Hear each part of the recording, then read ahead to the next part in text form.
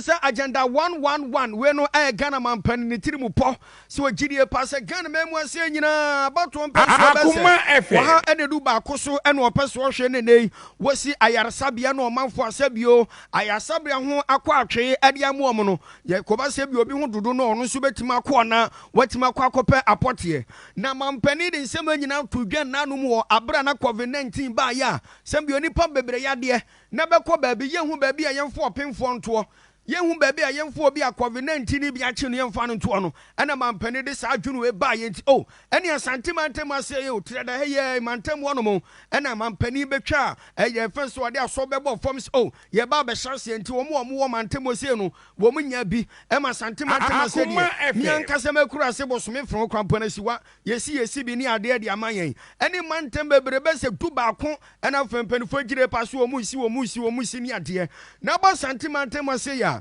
opani wono ene hwe mantem so ni din ene onabo Simon Osei Mensah ebo modern samtrofo ebo apro no mu kwa akohwe sa ayekunsi na hodo a agenda 111 omusibie no mo hwese adwuma na ekoso anase bia enkoso ewono mo na bra onabo Simon Osei Mensah koye no ene amia bi te se Afano Southwest wode nani kirem wo ho wode nani kirem so ewo bia efense Afano Southeast ni nyina no wo modern koye ekohwe se sen ene adwumadie no ekoso ewono mo na bra woduru bia ye fani se kunsu de no agire pa so o ase adwuma na duru baabi a na baabi koso ene adujama baabi onso ase contractor no abram panifo ye kusuma mamre na omede asobo fom se kukuro ene epila se kuro munsi na kampase o marsha se bia se omusi amo manfo so atimi akwa akopɛ apote ene yenim se panifo so edi date ato ho se bia emfiri ha enkosi bia be eprobusu ni mu oni ade na tese panifo ye awie na tese omanfo akwa je apote ene ade afiri wo na bra ye wura ona bo Simon Osei Mensah kwa no se da bi baabi wono mu obekwa no ase contractors ni omudi dwuma no onhye de hunu so ye ebi wono ma nsuo kra omi se omudi nsuo a wo mo be hya se bi omutu na omde adu omudwuma baabi wonso ose contractors no nyame ada roma kakran dwuma na ekoso na bra one nsamtrofo di akire na Akoma FM so yedi mu akotene no moma yenti nsam bi a eye opania ne tin ni onabo Simon Osei Mensah ede to nsamtrofo animu baabi ejina wo hwe a ewo fom omunwi foundation okra one of the contractors your friend on Uzak ono da mo so waduru akiri ono de I'm sure say bibia kose ne yakoya ebia obaha February ending kra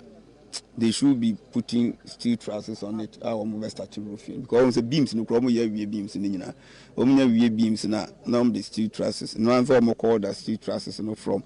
any company bia office obitwa ma nom de abeguso de no ya na nche senke ye ndua na ya na che kakra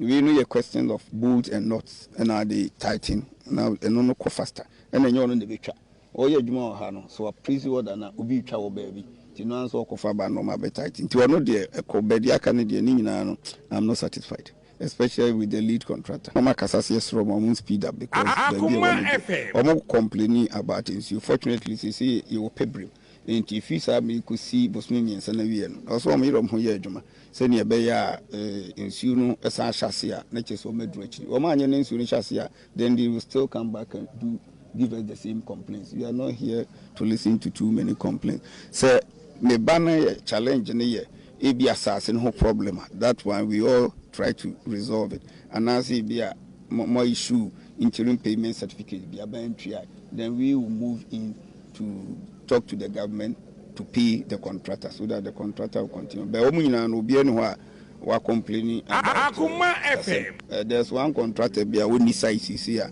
We see one of the mobilization. Bishop for way a sentiment terminal penny award no se regional minister Honorable Simon Osei Mensah and attending cancer baby on more ba kupa bi no kwa no mu se adwuma no kakran kakra ekwani mu ne mom de aka ne de on sheda ehunu sinto obesere passe no manim ya contractors awdo ampanifo ade dwumade na hye omsa no omuntumri katanta so pa ne bra ampanifo de mo so mo betima wie no bo mo hwe so mo betima wie nti